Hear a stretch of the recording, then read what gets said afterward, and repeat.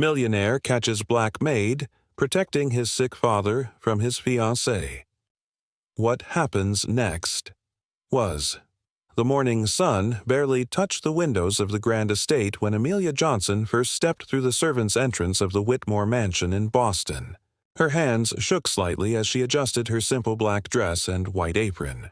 At 32 years old, she had cleaned many houses before, but nothing like this towering structure of marble and glass that seemed to reach toward heaven itself.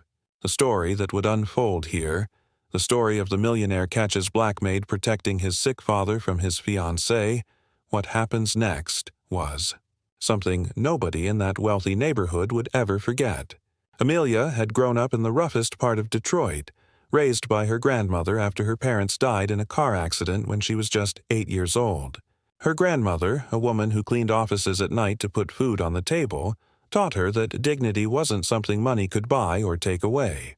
Even when kids at school laughed at her second-hand clothes, even when she had to work 3 jobs to pay for community college, Amelia held her head high. She moved to Boston 2 years ago, hoping for better opportunities, and after months of searching, she finally got this position at the Whitmore estate. The pay was good, better than anything she'd had before, and she needed every penny to send back home to help her younger brother finish medical school. The Whitmore mansion sat on 20 acres of perfectly manicured land, with fountains that danced in the sunlight and gardens that looked like they belonged in a fairy tale. Inside, every room told a story of wealth accumulated over generations. Oil paintings in gold frames lined the walls, crystal chandeliers hung from ceilings painted with scenes of angels, and furniture that cost more than most people's houses filled every corner. But despite all this grandness, the house felt cold and empty to Amelia from her very first day. She soon learned why. The master of the house, Sebastian Whitmore, was rarely home. At 38, he had built his fortune through technology companies, real estate investments, and smart stock market moves that made him one of the youngest billionaires in America. Newspapers called him brilliant but ruthless, a man who could close million-dollar deals over breakfast and forget about them by lunch. But Amelia quickly discovered that behind all that power and money, Sebastian was a man carrying deep wounds. His mother had died when he was 12, leaving him and his father to navigate the world alone. His father, Theodore Whitmore, now 75 years old, lived in the east wing of the mansion, and this was where Amelia spent most of her time. Theodore was nothing like what Amelia expected from a wealthy patriarch. Where she anticipated arrogance and demands, she found kindness and humility. His body had been weakened by a stroke 2 years earlier that left him partially paralyzed on his left side, confined to a wheelchair most days. His speech came slowly, sometimes jumbled, but his eyes remained sharp and full of life. From their first meeting, something special happened between them. While other staff members did their duties and left quickly, Amelia stayed to talk with Theodore. She would sit beside his wheelchair while cleaning his room, listening to his stories about the old days when he built his first company with just $50 and a dream. He told her about his late wife, Margaret, how they met at a church social when they were both poor college students, how they built their empire together brick by brick. Theodore's eyes would fill with tears when he spoke about her, and Amelia would gently hold his good hand, letting him know he wasn't alone. She started bringing him special treats, her grandmother's recipe for sweet potato pie, homemade lemonade on hot days, and newspapers from different cities because he loved to read about the world beyond his window. Theodore began calling her Sunshine, because, as he said with his slow, careful words, she brought light into his dark days. Everything changed when Victoria Hamilton entered their lives 6 months after Amelia started working at the mansion. Sebastian met her at a charity gala in New York, and within weeks she had moved into the estate as his fiancée. Victoria was everything society expected from a billionaire's bride, stunning beauty with platinum blonde hair that never had a strand out of place, designer clothes that cost more than cars, and a smile that photographers loved. She came from old money, her family owning hotels across Europe, and she knew how to play the part of the perfect society woman. At charity events, she would stand beside Sebastian, her hand delicately placed on his arm, speaking eloquently about helping the less fortunate while wearing diamonds that could feed a small country. The media loved her. calling them the perfect power couple, but Amelia saw what the cameras didn't capture. Behind closed doors, Victoria was a completely different person. Her voice, sweet as honey in public, turned sharp as broken glass in private. She treated the staff like they were invisible, snapping her fingers instead of using their names, leaving messes everywhere because that's what servants are for, as she often said. But her cruelest behavior was reserved for Theodore. The first time Amelia witnessed Victoria's true nature toward the old man, it made her blood run cold. Theodore had asked Victoria to help him reach a photo album on a high shelf, wanting to show her pictures of Sebastian as a baby. Victoria had rolled her eyes and said loudly enough for everyone to hear, "God, you're pathetic. Can't you see I'm busy? That's what we pay the help for." Theodore's face had crumpled like paper, and Amelia had quickly stepped in, getting the album and sitting with him as he turned through the pages with shaking hands.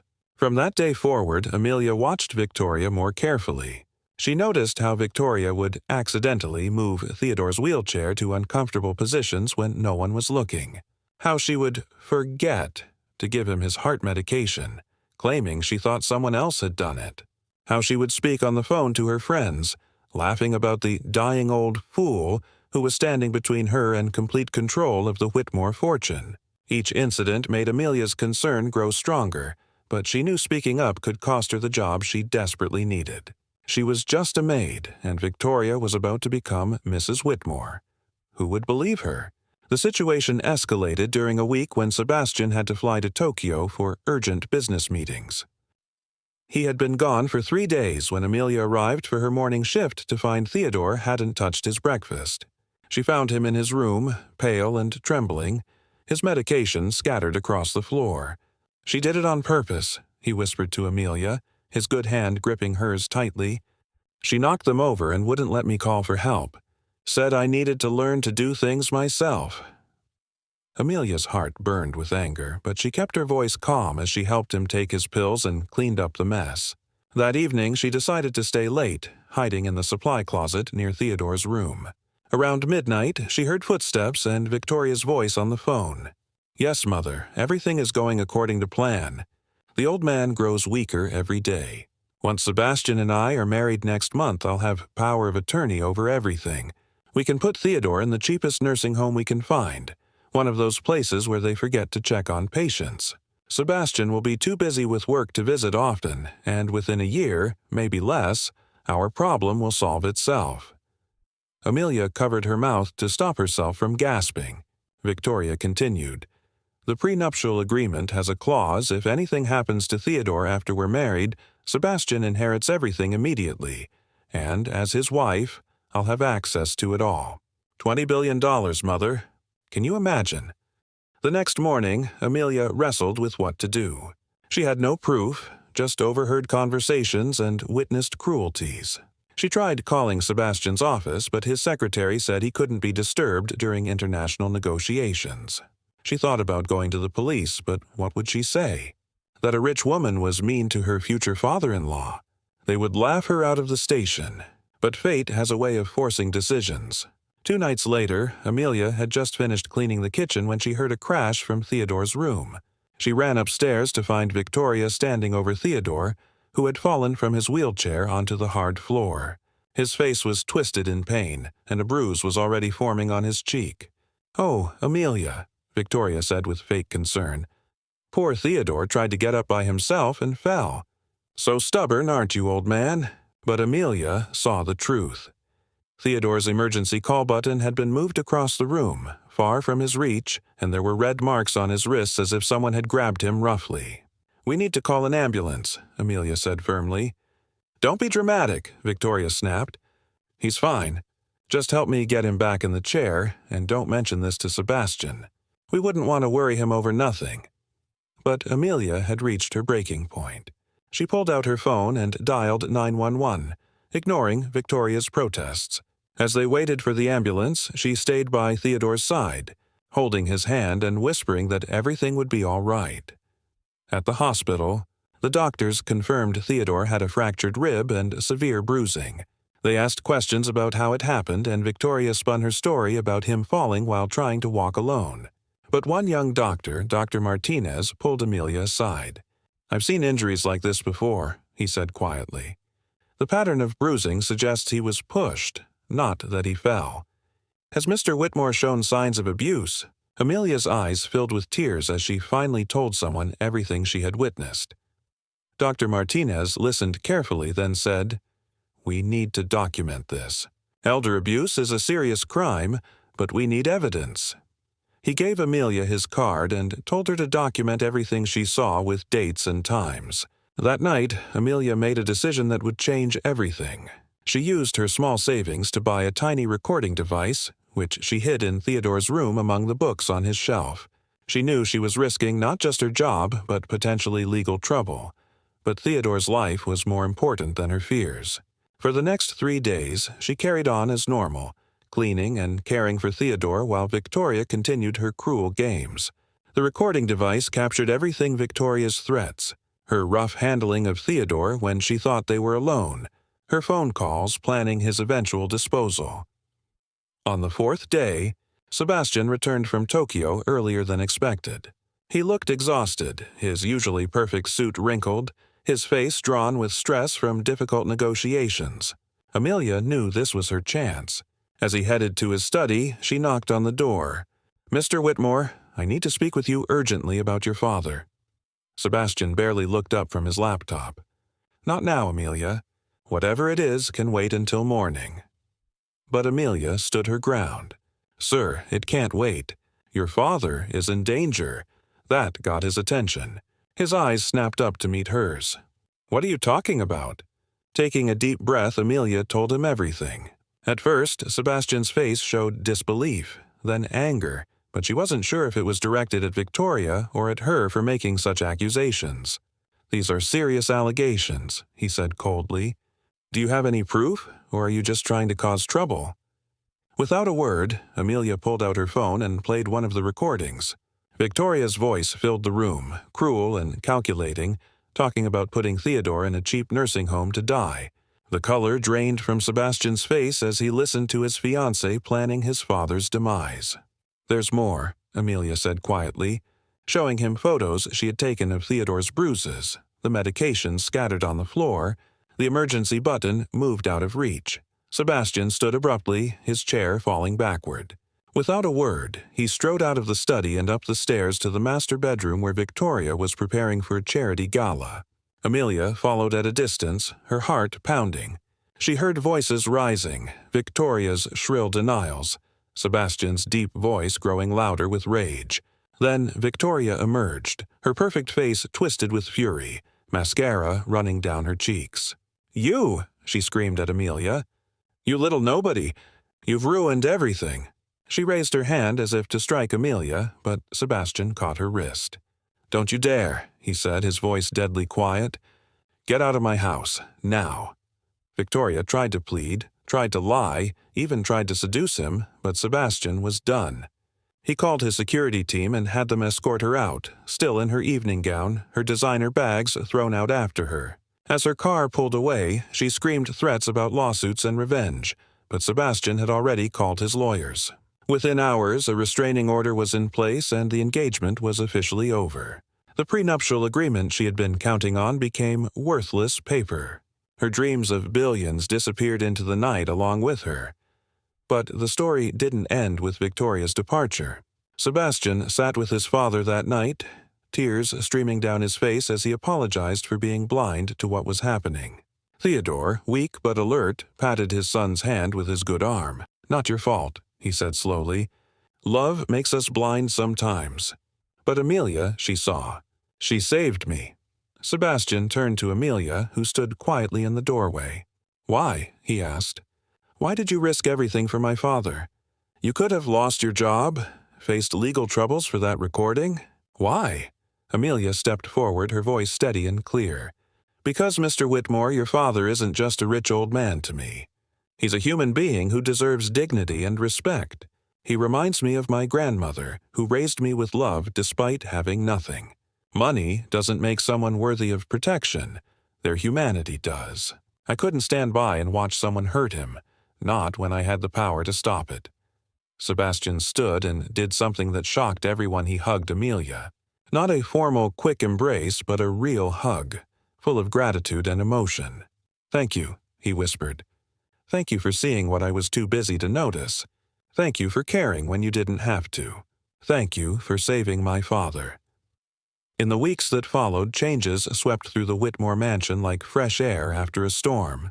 Sebastian cut his business travel in half, spending more time with his father. He hired a full-time medical team to ensure Theodore's health and safety.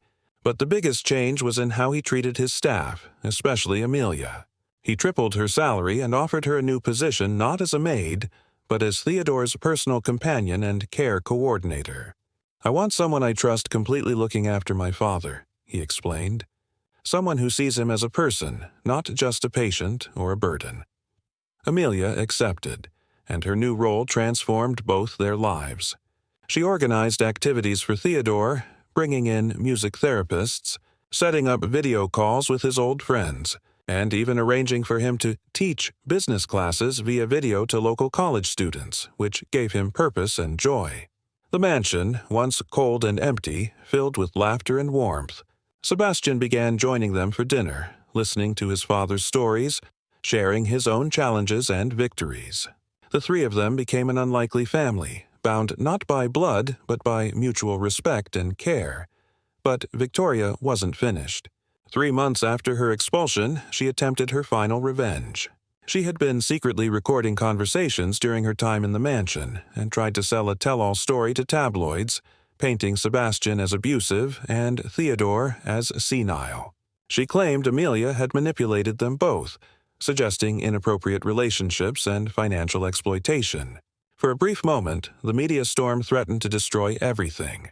Reporters camped outside the mansion. Headlines screamed scandal, and Sebastian's business partners grew nervous. But truth has a way of shining through lies. Dr. Martinez came forward with his medical reports showing clear evidence of elder abuse. The household staff who had suffered under Victoria's cruelty gave interviews about what they had witnessed.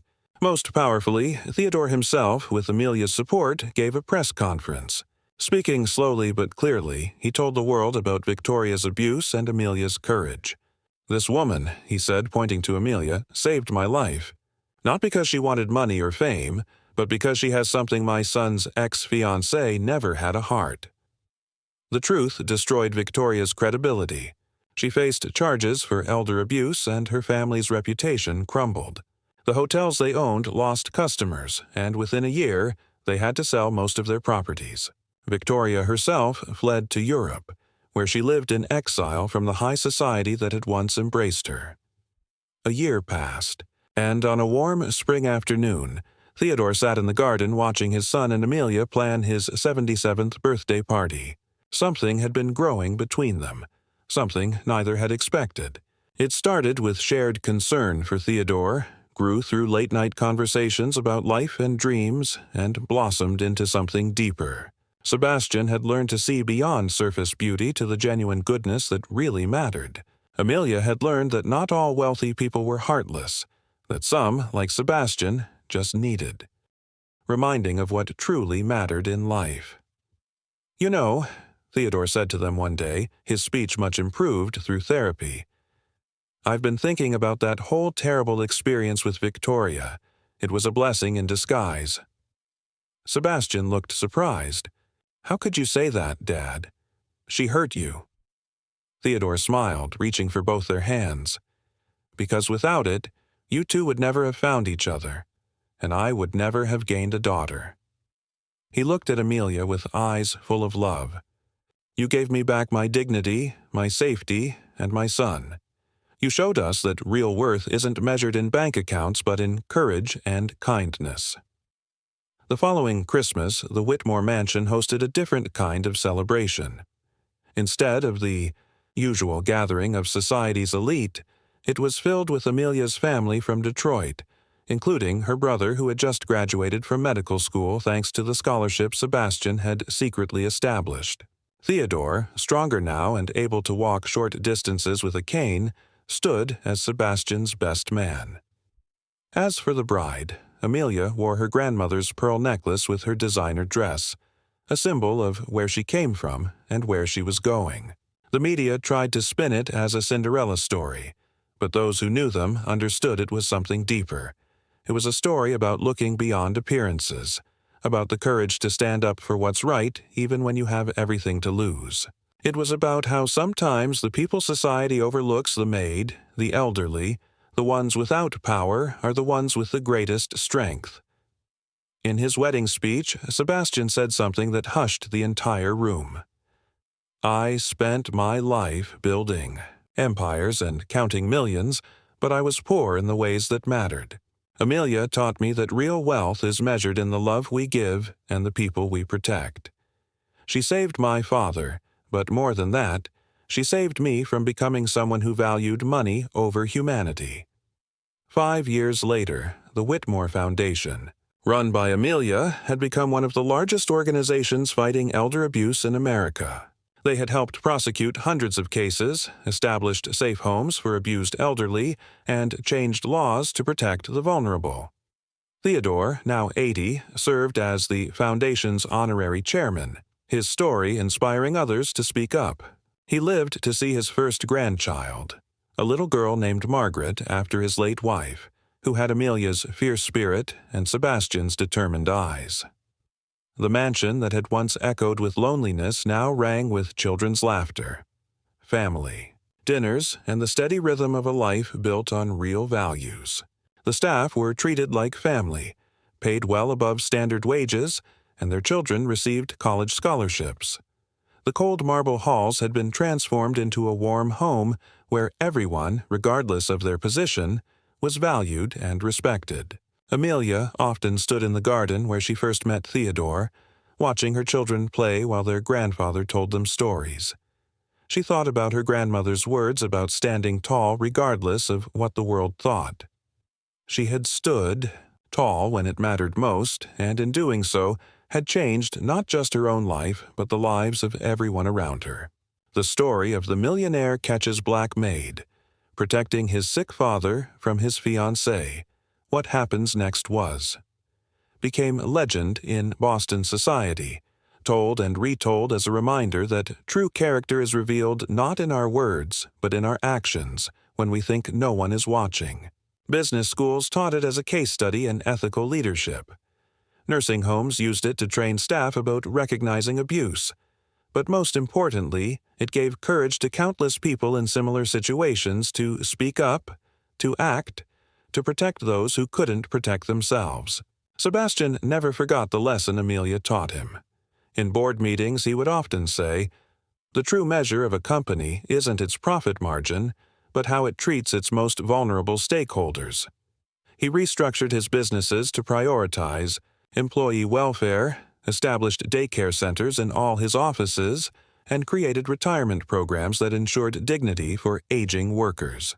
His companies flourished not despite these changes, but because of them, as employees gave their loyalty to a boss who valued them as humans. Theodore lived another 8 years, passing peacefully in his sleep at 88, surrounded by family. His last words were to Amelia, "Thank you, sunshine, for bringing light into my darkness." At his funeral, hundreds came to pay respects, not just business associates and society figures, but nurses, caregivers, and elderly people whose lives had been touched by the foundation. Each had a story about how Theodore and Amelia's courage had inspired them or saved them. The pastor spoke about how sometimes angels come in unexpected forms, not with wings and halos, but with mops and buckets, with quiet courage and fierce loyalty. As Amelia stood to speak at the funeral, she looked out at the crowd and said, "Theodore taught me that age doesn't diminish our worth, that every person deserves to be treated with dignity until their last breath. He called me sunshine, but he was the one who showed me how to shine. His story, our story, isn't just about stopping one bad person. It's about recognizing that in every home, every nursing facility, every place where the vulnerable depend on others, there are opportunities to be heroes or villains. We choose every day which one will be." Years turned into decades, and the story passed into family legend, told to new generations as a reminder of their heritage. Amelia and Sebastian's children grew up knowing that their privilege came with responsibility, that wealth without compassion was meaningless. They volunteered at nursing homes, studied medicine and social work, and continued their parents' mission of protecting the vulnerable. The eldest daughter, Margaret, became a prosecutor specializing in elder abuse cases. The son, Theodore Jr., founded a technology company that developed monitoring systems for nursing homes to prevent abuse. The youngest, David, became a doctor who provided free medical care to elderly people who couldn't afford treatment. Each carried forward the lesson learned that cold winter when their mother stood up to protect their grandfather. The Whitmore mansion still stands, no longer a symbol of isolated wealth but a beacon of what's possible when courage meets compassion. In the main hall hangs a portrait not of Sebastian in his business suit or of the family's wealthy ancestors, but of Amelia holding Theodore's hand in the garden, both smiling in the sunshine. Beneath it, a plaque reads, "True wealth is measured not in what we possess, but in whom we protect," in memory of Theodore Whitmore, who taught us dignity, and in honor of Amelia Johnson Whitmore, who taught us courage. Visitors often ask about the portrait, and the staff, many of whom have worked there for decades, tell the story with pride. They speak of the maid who became a matriarch, the millionaire who learned to see beyond money, and the elderly man whose suffering sparked a revolution of compassion. They tell how one person's courage to speak up changed not just a family but influenced laws, saved lives, and proved that standing up for what's right is always worth the risk. In her final years, Amelia wrote a book about her experience, donating all proceeds to the foundation. She titled it, "Standing Tall, A Maid's Guide to Courage." It became required reading in many healthcare facilities and business schools. In the introduction, she wrote, "I was taught that the world would look down on me because I was poor, black, and female. But I learned that when you stand up for someone who cannot stand for themselves, you become taller than any societal measure. This isn't just my story or Theodore's story. It's a call to action for everyone who sees injustice and wonders if they should speak up. The answer is always yes. Your voice might be the only one that can save someone's life, dignity, or hope. Use it." The book's impact reached far beyond America. It was translated into dozens of languages, inspiring protection laws for the elderly worldwide. Amelia received numerous awards, including the Presidential Medal of Freedom, but she always redirected attention to the cause rather than herself. When Amelia passed away at 92, the funeral was held in the mansion's garden where she first met Theodore. Thousands came to pay respects, from world leaders to former maids who had been inspired by her story to pursue education and advancement. Sebastian, now elderly himself, spoke through tears. "She taught me that love isn't just a feeling but an action, a choice we make every day to protect and value others. She saved my father. She saved me, and through her courage she saved countless others." The title of Millionaire means nothing compared to the title she earned: Protector of the Vulnerable, Voice for the Voiceless, and proof that one person can change the world. As the sun set over the garden, casting golden light through the trees Theodore had loved, a young woman approached the microphone. She was a maid herself, working for a family where she had witnessed elder abuse. Holding Amelia's book, she said, "Mrs. Whitmore's story gave me courage to speak up. The man I helped is here today, alive because I followed her example. How many of us are here with similar stories?" Hundreds of hands rose in the crowd, each representing a life saved, a dignity preserved, and injustice prevented because one maid decided to stand tall. The legacy continues today. The Whitmore Foundation operates in all 50 states and 30 countries.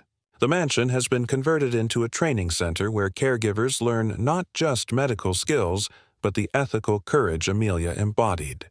In the main classroom, her words are engraved on the wall. Courage is not the absence of fear, but the decision that someone else's life is worth more than your comfort. Every graduate receives a small sun pin, remembering Theodore's nickname for Amelia and reminding them to be sunshine in dark places. The story that began with cruelty and greed transformed into one of hope and justice. It proved that heroes don't always wear capes or carry weapons. Sometimes they wear aprons and carry cleaning supplies. Sometimes they're the ones society overlooks, the quiet voices that suddenly roar when witnessing injustice. The story of the millionaire catches black maid protecting his sick father from his fiancée. What happens next was unexpected, powerful, and proof that doing right, though dangerous and difficult, creates ripples that can change the world. It reminds us that in our daily lives we all have opportunities to be Amelias, to stand up, speak out, and protect those who cannot protect themselves. The only question is, will we have the courage to do it? Today, in nursing homes and private homes around the world, when staff see something wrong, they think of Amelia. When elderly people suffer in silence, they remember Theodore's story and find courage to speak.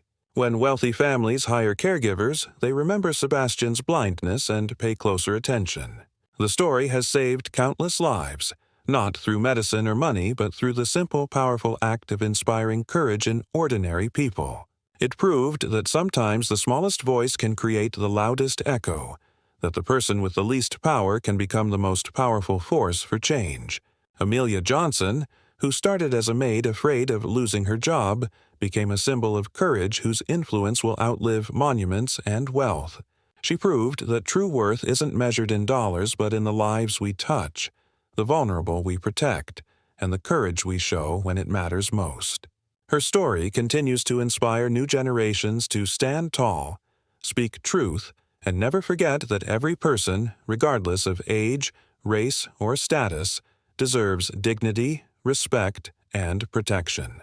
The mansion's garden, where it all began, now hosts an annual ceremony honoring caregivers who showed exceptional courage in protecting the vulnerable. Each recipient receives the Amelia Award, and their stories are added to the growing archive of proof that one person's courage can indeed change the world. The story ends where it began, with truth. The truth that Amelia saw what others chose to ignore. The truth that she spoke when silence would have been safer. The truth that her courage saved not just Theodore, but created a movement that continues to protect the vulnerable worldwide. The title asked what happens next, and now we know. What happens next is that courage spreads like wildfire, inspiring others to stand up, speak out, and protect those who cannot protect themselves. What happens next is that a maid becomes a hero, a millionaire learns true wealth, and an elderly man suffering becomes the catalyst for global change. What happens next is proof that every one of us has the power to change the world, if only we have the courage to try. The story of the millionaire catches black maid protecting his sick father from his fiancée. What happens next was a revolution of compassion that continues to this day, reminding us that in the face of injustice, silence is compliance, but courage is contagious. And sometimes, just sometimes, the person with the mop and bucket becomes the one who cleans up the mess of human cruelty and replaces it with hope.